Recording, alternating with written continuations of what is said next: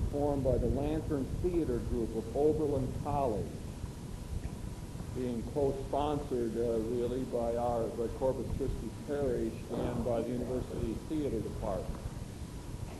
So that's March 7th, Monday, 7:30. Then we have another lecture coming up. It'll be right here in this room. Outstanding moral theologian, Father Charles Curran. And some of you might remember him, very famous in leading the reaction to the papal encyclical on birth control in 1968, teaches at Catholic University. I think one of our outstanding moral theologians, a real treat that we're able to have him here. And that is going to be February 27th, 7:30 p.m. at the Sunday, no parking problems and so on, and right here in this room. Now, the reflections, some of you on my mailing list for reflections, we'd ask that you don't take these with you. We have a limited number. Reflections will be going out tomorrow. It's a review of the movie Gandhi, and some of you might want to see that. But in that mailing will be this flyer about Charles Curran's lecture.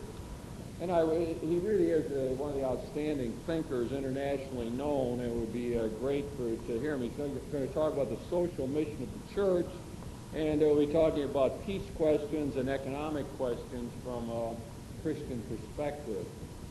And then we'll have a question period afterwards. So I'd sort of appreciate it if some people here would be able to take these and maybe give them to parish committees, or get them into your bulletins, or pass the word, or bring a friend that night.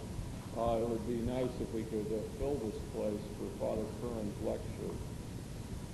And then next week I hope to have a flyer, I shouldn't say that, of my next series in the spring, which will be on the topic of religious experience, and will be taking place starting April 19th. So perhaps I'll have 7:30, and we've got this room again, which I'm very happy about.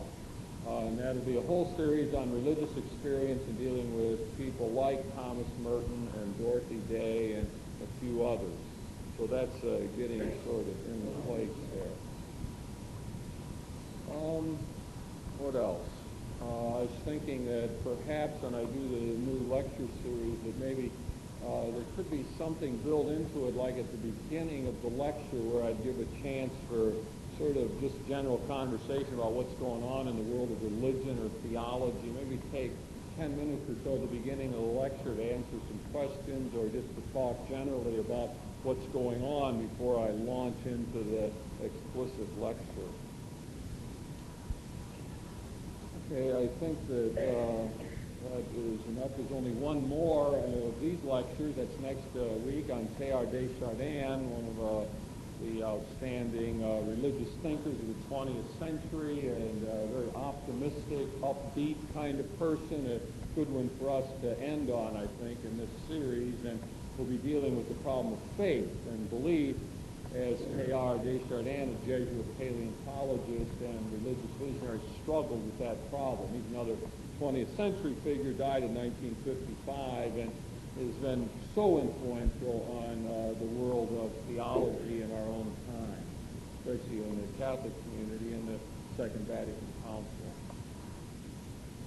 Okay, try to talk a bit about time now. Try to stay relaxed as I do it. Calm yourself. Patience. We need to meditate for a minute before I launch. Okay, the question at hand is that of time.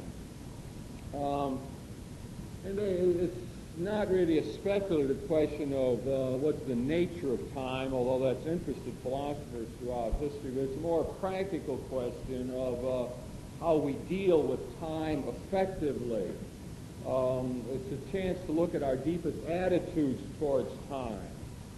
We can think of it perhaps as an attempt to achieve a proper memory in relationship to our past, and a proper anticipation as we look towards the future, and a way of living more wholeheartedly in the present moment.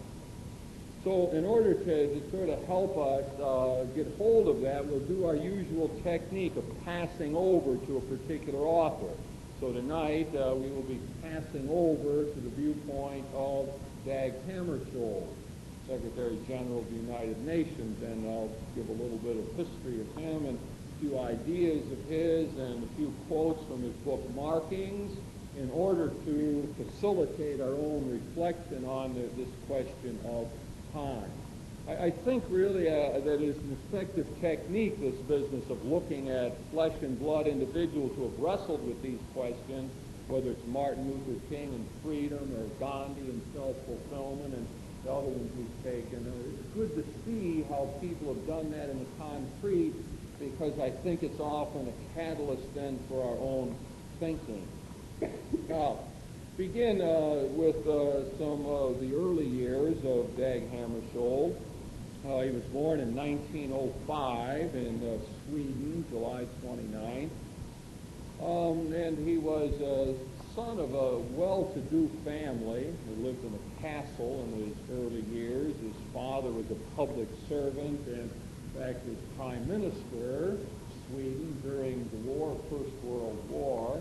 So we're dealing here with a prominent family, and he hobnobbed with very important people throughout his early years, a really aristocratic kind of figure. He has said that there really were three kinds of influences there at work on him in those early years. One was certainly his parents. His father was a demanding kind of person, a driving individual with great ambition, and he imparted that to his son, that he had to achieve in life and had to accomplish important things. He was autocratic in many ways in which he dealt with his son. And his son said that from him he got this whole idea of public service, being involved in governmental activities and of thinking bigger than one's own private interests. And then his mother was a very warm and nourishing kind of figure to him. His mother was an egalitarian. She went in the opposite direction of this whole aristocratic kind of thing. She had time for everybody. She treated all other people as equals. She could talk to the poor people as well as the upper class people. And from her, Dag Hammarskjold picked up this sense of a feeling for the downtrodden or the oppressed, or this general egalitarian spirit that I'm trying to describe. And another influence on him was simply being born in Sweden, being part of that country, had a great national spirit and a great love for his land. And the other thing that was important to him was nature, especially the mountains. A lot of his writings use the image of mountaineering. The mountains, he thought, taught him much. It was one of his great hobbies throughout his life to be involved in mountain climbing. He's a very athletic figure. I'll just read you something, as I'm going to do periodically throughout this lecture, give you a feel for some of his thought. Talking again about nature and its influence on him, he says, at some time all of us need tranquility and perspective. So true. In the Swedish mountains, one achieves solitude and distance, not by fleeing from reality, but by meeting a reality other than that of the workaday world. The mountain gives a new solitude, achieved in a camaraderie which it would be difficult to gain in other environments. One gets a feeling of fear of the mountain as living nature. The mountain gives us new, rich opportunities to know ourselves. It may expose weaknesses, both of mind and body, but it can also give us proof of unexpected resources. And you begin to get a little bit of feel, I think, for the man here. The mountains were a challenge. You can feel his father in him here, that's go out and conquer and accomplish and take on the world, be in touch with with reality. And also the theme of solitude. He wanted to get away from the busyness of things and develop that inner life a bit. Now, he appeared to have a tremendously easy growing up period. He had a lot of friends in school. He was a brilliant student. He got to travel and meet other people. It appeared as though he sailed right through all of that. I want to read you something else. And the interesting thing about this is something he wrote 50 years later as he was meditating on these early years and trying to come to terms with them. This is, and I'm reading from excerpts from his book, Markings. I'll say a little bit more about them.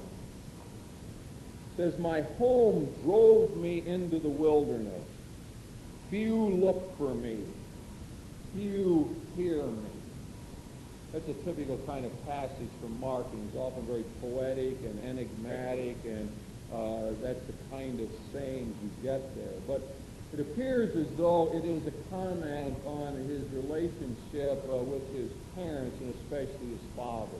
As a matter of fact, it was quite stormy. As a matter of fact, he felt his father as an oppressive kind of influence on him. And what interests me here, of course, is the fact that he's writing this down 50 years later.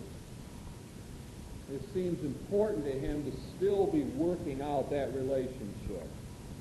I'll read you another one. He says, "A box on the ear taught the boy," that's himself, "that father's name was odious to them." His father's name was hateful to him. You get him around. Interesting thing again. Again, you have to realize here's a man recollecting, trying to deal with his past, achieve a proper memory. Then, these companions, and his companions throughout life, his friends always said, "Man, our friendship is great, terrific, and Dag was a great comrade, and we got along terrifically." That's everyone who's interviewed says that about it. Here's the way here's what he remembers out of it. He's talking about himself again. "He fell when he tried to vault. They all had their laughs at such a sissy." 50 years later, that's what he's remembering about his early years.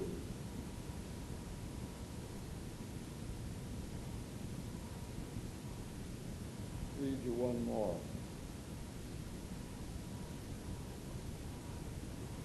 School was over. The yard was empty. The ones he sought had found new friends.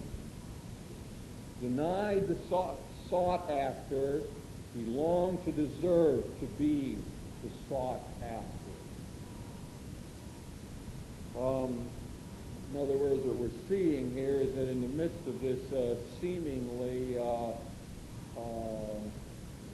smooth childhood, underneath the man is thinking, the boy is thinking deep thoughts and trying to somehow get together the fact that his father is really rough on him and that he's called a sissy by his classmates, and he can't find the friends that he wants. He goes out and looking for his friends, and they aren't there.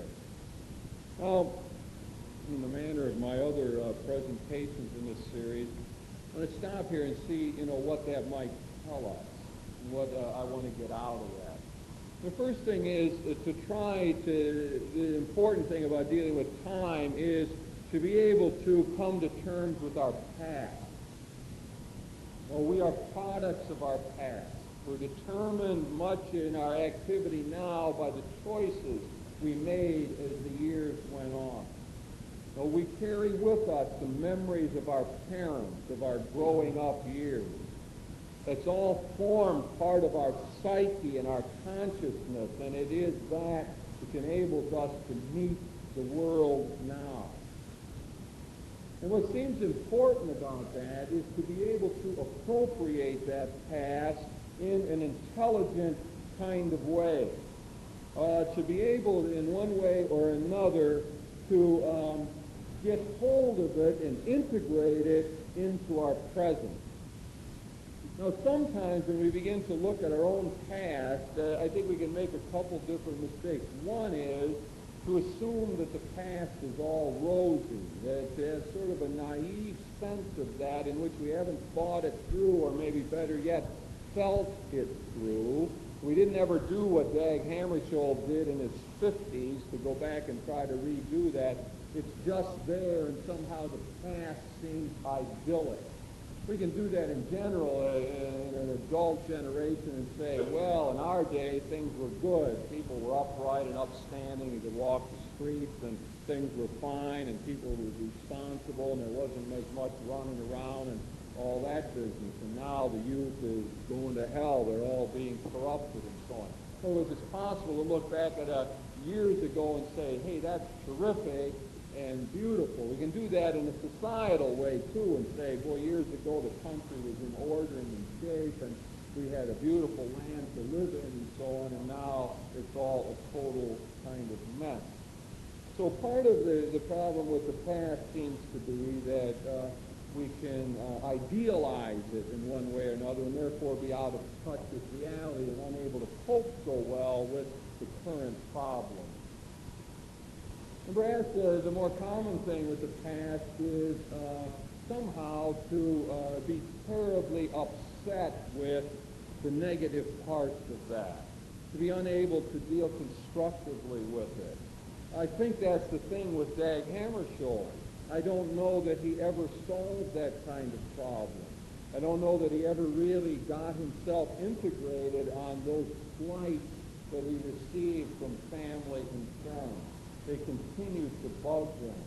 At least he was wrestling with it, and that seems important for all of us to do, to be able to come to terms with that past and say, yeah, there were some things, stupid things I did.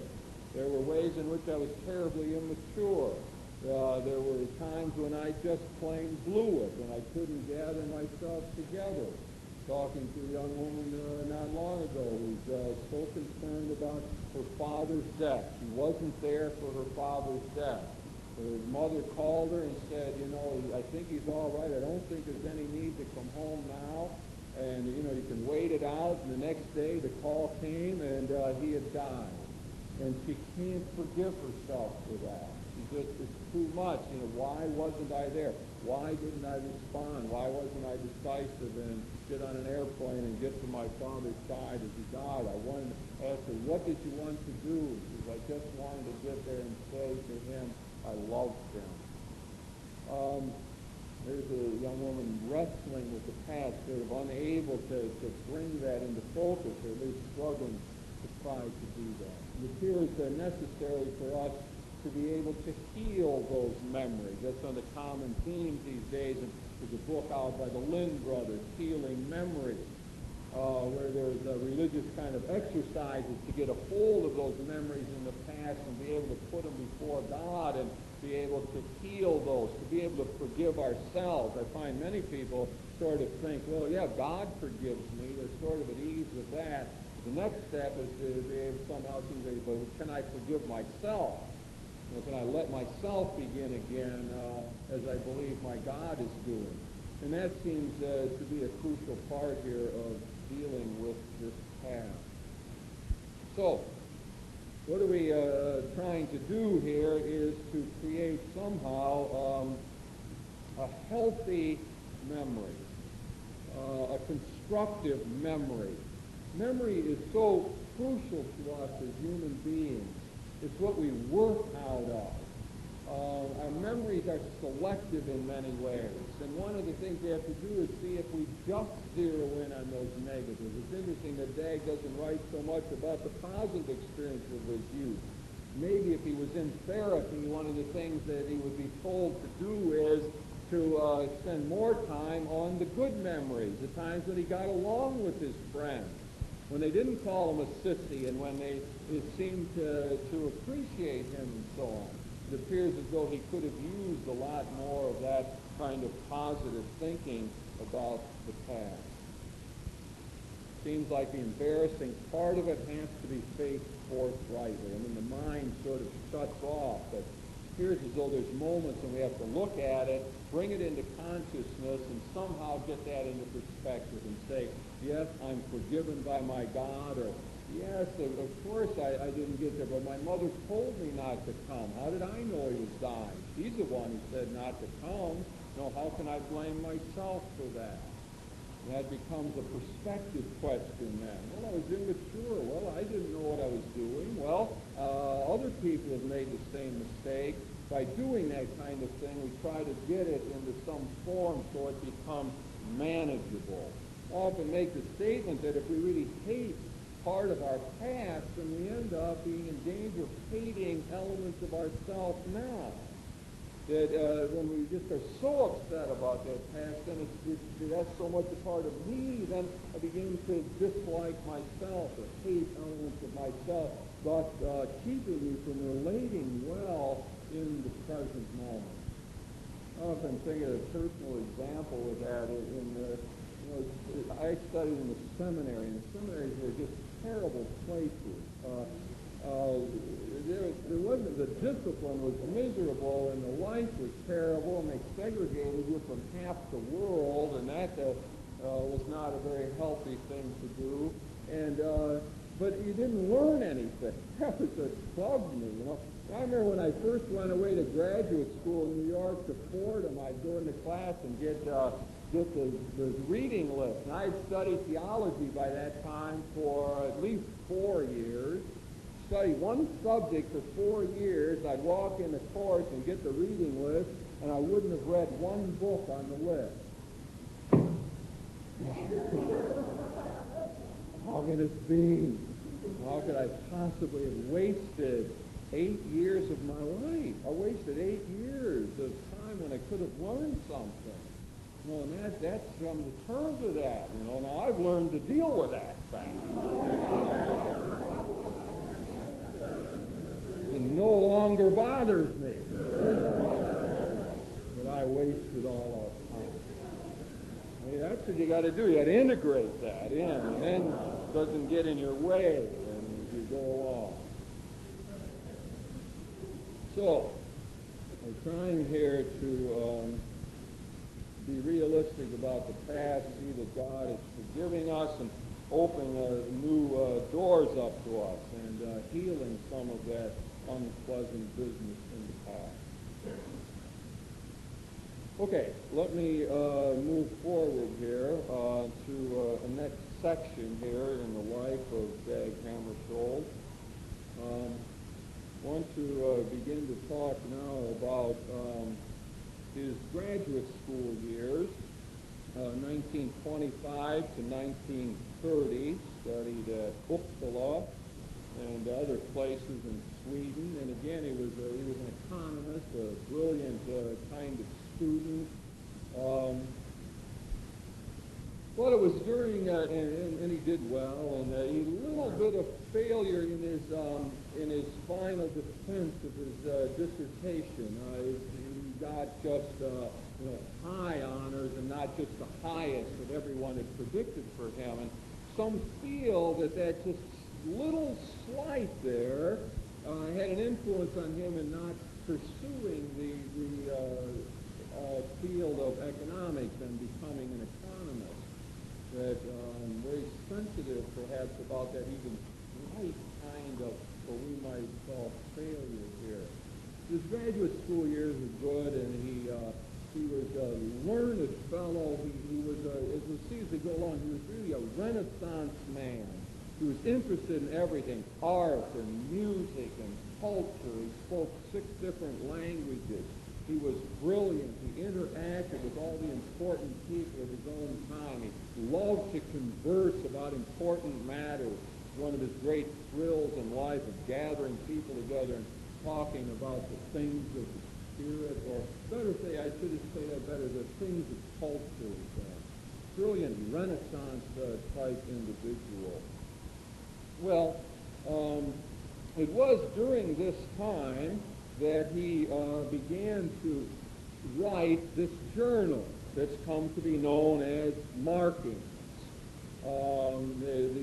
He wrote this beginning in 1925, when he was 20 years old, continued to write in it all the way up to his death in 1961. And no one knew he was doing this. Absolutely no one. In fact, no one, even his closest friends, knew about this inner struggle that was going on inside of him, about this rich spiritual life that he had, about this religious side to him. They didn't even know about all of that. It was something, as we'll see, that he was unable to share with anybody else, and brought him some of his most terrible, painful, psychologically difficult moments in his life, that no one was on his level. No one could really know what was going on in his psyche and in his spirit. So here is how he sort of begins. Here's the first entry in Markings. He writes this way. He says, I am being driven forward into an unknown land. Shall I ever get there? There where life resounds, a clear, pure note in the silence. So here we get the longings of the man's heart. I'm driven into this. Where? Into the unknown land. As we go along, we'll see that really his primary notion of God turns out to be something like the incomprehensible one, or the unknowable one. Driven into this. And then there's the search for something that's perfect, that's together, that's beautiful, that's integrated. And a clear, pure note in the silence. Clear and pure. Something that would just gather us together and would be unambiguous and so on. But longing for the better future out there. It becomes a large part of all of his life. And the themes that get developed right away in these early years of graduate school and writing and markings continue throughout. The themes of death and of loneliness, of sacrifice, of trying to deal with the struggles of life and the searching quality of life. Yeah, Dag Hammarskjold was one who was really wrestling with the future in a way. And it was epitomized for him by death. So many of his little sayings and markings have that characteristic. He poured his soul out in that journal. There's about 600 different entries made over all those years up to 1961 to 1920. So 40 years or so he was writing in this thing. It really is a diary, and it's chronological. And it's hard to read just on its own, to pick it up, I think, because it's so enigmatic. But when you know what the occasion was for the writing, and I'm trying to give you some background for some of these I'm reading to you, it seems as though it's easier to end up understanding what it's all about.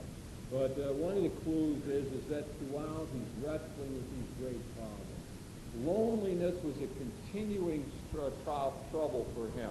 He had all kinds of friends, and he had these marvelous gatherings of people, and so on, and yet he was continuously disappointed with that.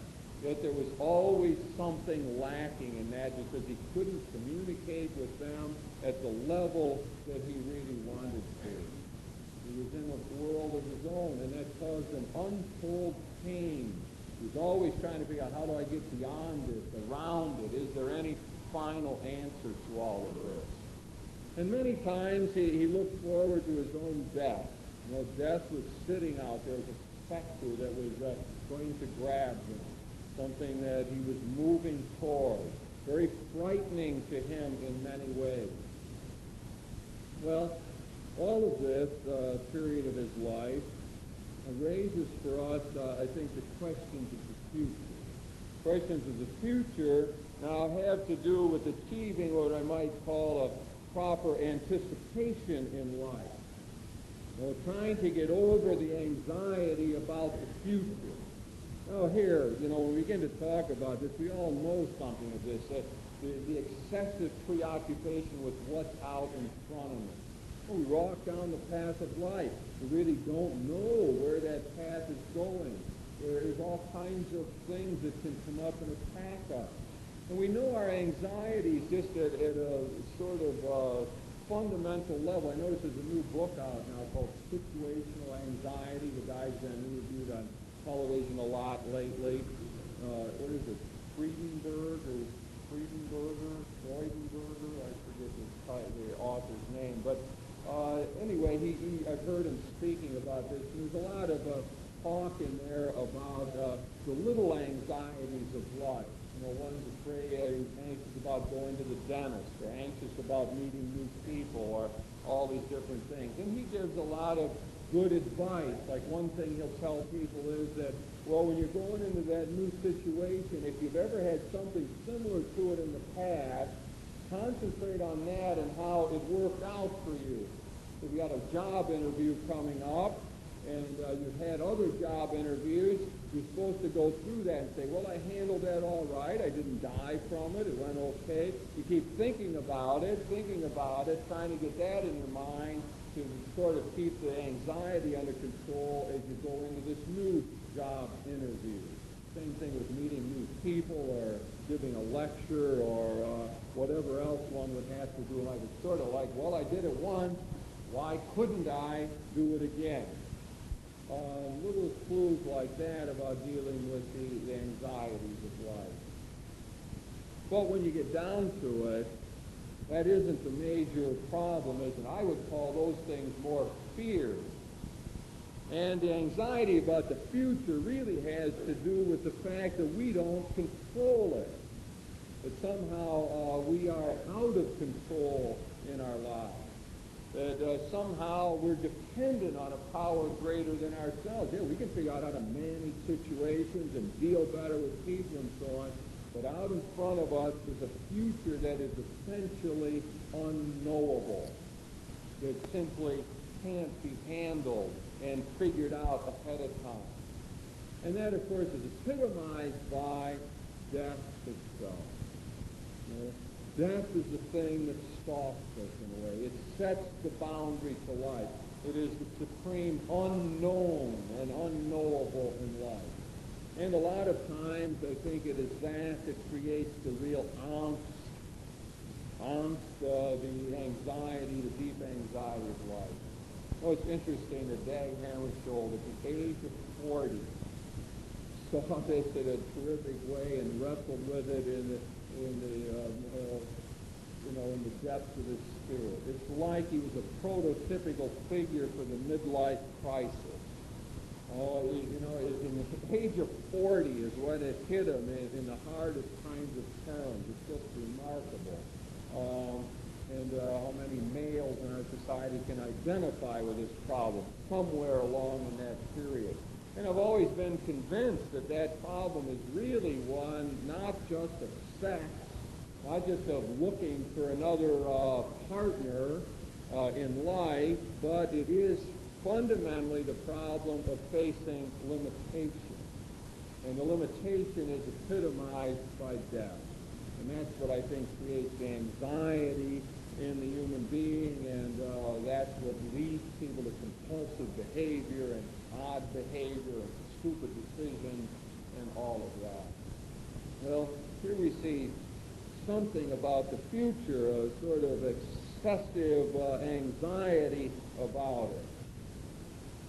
And of course, all of that keeps us from living peacefully in the now, in the moment, and mining the riches of what is in front of us. Also, we have the other extreme. That is, it seems possible to be overly optimistic about the future. To think that everything will be rosy without doing any work to try to achieve it. To sort of take the whole problem of death and block it out of our mind.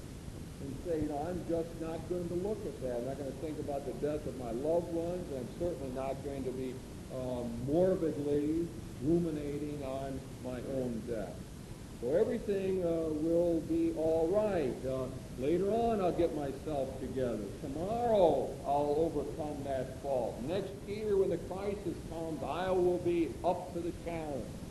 So all different kinds of ways that we think that the future will automatically be better than it is now. And I might call that sort of a naive optimism about this. What it would suggest, I guess, is that there's a proper planning about the future. The first idea is it's unknowable. We can't shape it. We can't get into this. I'm going to make it work like I want to. On the other hand, the counterpoint seems to be that there's a proper planning in life. A proper then we sit back and think it through and try to figure out the best thing to do, what our alternatives are, and so on.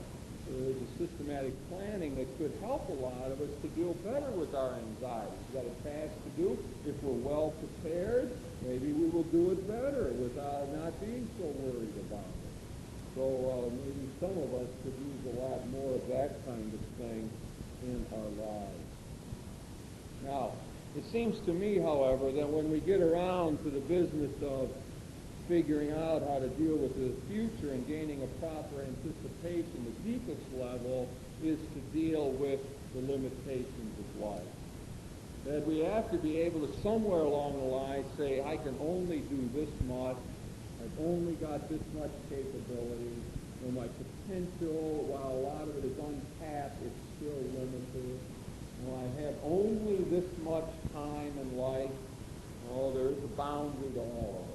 In other words, it seems to me that the key to dealing with the future is to get to the point of being able to face our death. Martin Heidegger, the great existentialist philosopher, said that we cannot reach maturity in life unless we are able to say, I will die, and be able to accept that. We can say, yeah, people die, humans die, they die, but we have to be able to say, I will die, and come to terms with that before we can move on in the present. An example I've used often in my talks is of a priest friend of mine who I admire very much and is very calm in all situations. I've seen him able to deal with all kinds of different people. I often wondered what his secret was. Oh, how could he be that calm and easygoing and personable and so on? And one time in casual conversation, he said to me, he was telling me there was an incident in his life. And he was saying that one night, for various reasons, I have to go into the whole story, but he thought he was going to have a heart attack. And he thought that he, might well die. And at that moment, he told me, he says, well, what I did is, he said, I made an act of contrition and went to sleep. And it was at that moment that I knew why he was so calm about other things. In other words, it's like he came to terms with the big one.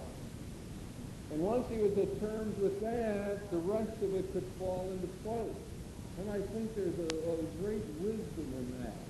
That psychologically, if we're able to deal with the final limitation, the greatest limitation of all, the most unknown kind of thing, that perhaps then we will be able to deal better with our own lives and with the smaller situations that come along. And as we shall see in Dag Hammarskjold's life, there was a crucial moment where indeed he was able to solve this problem himself, and will be one of the great moments in his own life. So, the future, vitally important to be able to deal well with the future. There's proper anticipation so that we are freed to deal with what is going on now. So this means that a lot of concrete, practical things, like learning to avoid procrastination, trying to use the time we have well, trying to do a plan effectively. And one thing that's always struck me as important is to be able to shift gears quickly. It seems to me one of the skills needed in the modern world with all the pulls on our time and the quick shifts of things that occur. A youngster wants your attention now, and then you have to cook a meal, then you got to go to work, and then you got to go to your meeting, go to class. It's always a matter, it seems to me, of being able to the quicker we can learn to shift those gears and get present to what's going on, the better off we are. Part of a proper anticipation is to be able to keep that all in place as we go through our busy days. Obviously, easier said than done. But part of it surely is a proper attitude towards the future. Now, if we can return to some of Dag Hammarskjold's life here, we're up to 1930. Let me just summarize some of this for you. He's called, in this author, it's a very handy commentary, by the way. Dag Hammarskjold, A Man in His Faith, by Henry T. Van Dustin. Is that how you say his name? Anyone know him? Van Dusen or Dustin? Anyway, the commentary is very helpful in reading markings. And he divides this next period up into 1930 to 1940. He calls it the silent decade, in which he really doesn't write in his journal. That's a good start during graduate school. Now he gets himself involved in public service. At age 25, he sort of puts aside the economist role and begins to follow in his father's footsteps and become a public servant. And he takes on all different kinds of jobs in the Swedish government, often an undersecretary of this or that. He worked in the Ministry of Finance for many years, I think from the age 30 to the age of 40 or so. And so he's very successful, moving up the ladder. He's well thought of, everything really going well in his life.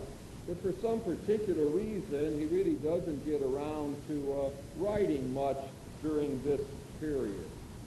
But he is, I suppose many people would call him a workaholic. He used to work an average of 11 hours a day, and as his life went on, he often worked 18 hours a day, and sometimes he actually worked about 23 hours a day. So I'm using Dag Hammarskjold, I think, not just as a positive inspiration on how to deal with time, but in a lot of ways there are negative things that I would have to say about his whole approach to dealing with time. Now, the next phase of his life is called the middle years here, 1941 to 1950, as this man divides it up, age 36 to 45. Now he begins to involve more in foreign affairs. He starts writing again in his journal, and even gives more attention to this problem of death, which I was talking about before. Sort of takes him over in other ways. Now, the next period that this guy talks about is 1950 to 1952.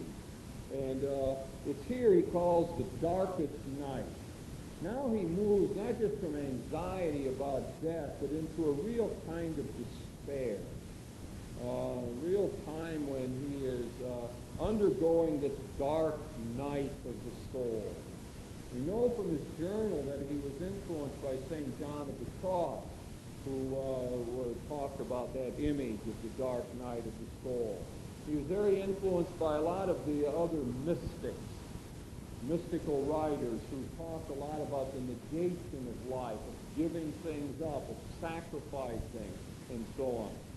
And so this really was a period of time when he writes most difficult things indeed, where he is really down on himself and feels many things. Here's one that he wrote, Initial Meditation for 1950. In a whirling fire of annihilation, in the storm of destruction and deadly cold of the act of sacrifice, you would welcome death. But when it slowly grows within you day by day, you suffer anguish under the unspoken judgment which hangs over your life, while leaves fall in fool's paradise. So in a poetic way, but you see here that anguish inside, the sense is growing that indeed one is moving towards death. And it's why one is under judgment. He often felt guilty about things that he didn't do right in his life. Whirling fire of annihilation, storm of destruction. One begins to see this heavy imagery that is really going after him here in this period in his life.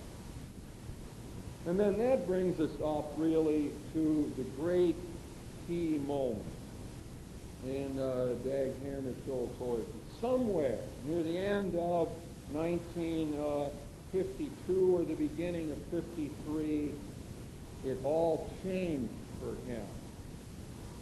Somewhere around that time, he had a marvelous religious experience. What we might call a conversion experience that helped him to see everything in his life in a new light. And here perhaps we get a quote that people recognize and ties him so closely with time here. I will read it to you, just a little longer than some of the others. He says, it puts it this way: I don't know who or what put the question. I don't know when it was put. I better tell you, he's writing this near the end of his life, 1961. That's why I can't remember the exact day. He knows it's around Christmas time of 52 or New Year's. It's the beginning of 53. But he's writing now in 1960 or 61 before his death, and he's recalling it. So he doesn't remember the exact day, but he knows it's a precise time. This is not just a long-standing event. This is one big moment. So I don't know when it was put. I don't even remember answering. But at some moment, I did answer yes to someone or something. And from that hour, I was certain that existence is meaningful, and that therefore my life in self-surrender had a goal. From that moment, I have known what it means not to look back and to take no thought for the morrow. Interesting, isn't it? As we're dealing here with this great religious experience, I can exegete this a little bit for you, explain. There's no doubt when he says yes to someone or something that he's talking about God.